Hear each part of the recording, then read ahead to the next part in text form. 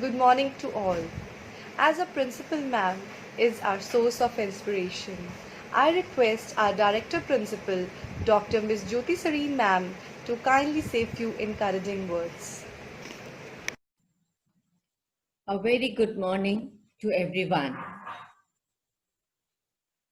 I hope all the students who are in their final years, whether they are in BSc fourth year or post basic second year students, have learned soft skills through this virtual workshop organized by College of Nursing, MSc Nursing second year students under the guidance of faculty of College of Nursing, especially Madam Uma Dever and Adiba Siddiqui ma'am. Of course, when I decided about this topic, the main idea behind this theme selection was so that when you are doing transition from your student life to the workplace, you should be knowing how to work as a collaborative health team member so that you are aware about what are various issues which can arise and how you should handle them.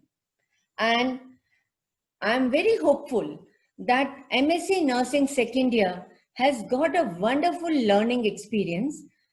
I must tell my undergraduate students that lot of attempts, lot of rehearsal has gone behind the curtains to bring what you are seeing as a final product.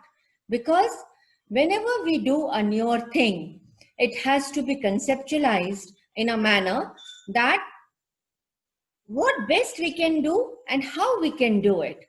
So while identifying the process, this we learn through our experience. So I'm very sure that these MSc nursing students, when you are going to work as educators in colleges of nursing or in your clinical area or in any other healthcare setting, you will be very confident how to conduct it because you know how we have held your hand to reach you to this level so that you are able to conduct the sessions with the student and you are also able to conduct activities. And it is not only one way. Okay, usually it is thought the online learning is one way, like teacher directed. Teacher is giving instruction and students are just listening to it passively. But no, this attempt has shown that how well the students can be monitored and how well the students' learning can be achieved. And I'm very sure the students who have undergone this virtual workshop have understood not only the importance of soft skills during their transition to the workplace, but also they have understood that what behaviors are monitored. Because when you work in any of the college, which is NAC accredited, or whether it is not NAC accredited, or any hospital which has got JCI accreditation or NABH accreditation, soft skills are an integral part of those evaluation criteria. So we wanted to build it, although for the past 4 years, we have given you enough experience to help you to develop your communication skills. But this has been a very wonderful exercise, and I must congratulate all MSc second year students who have understood the process, who have done as it was desired, and who have taken this exercise forward. What you have learned during these days is that nursing is performing comprehensive care to clients or patients with wide range of medical, surgical, orthopedic, oncology, and other problems competently by being knowledgeable, skillful, competent to operate equipments, incorporating evidence-based research. But besides this, what is imperative? What is all the more required? That the nurse should be able to interact therapeutically with the clients, with the patients and their families.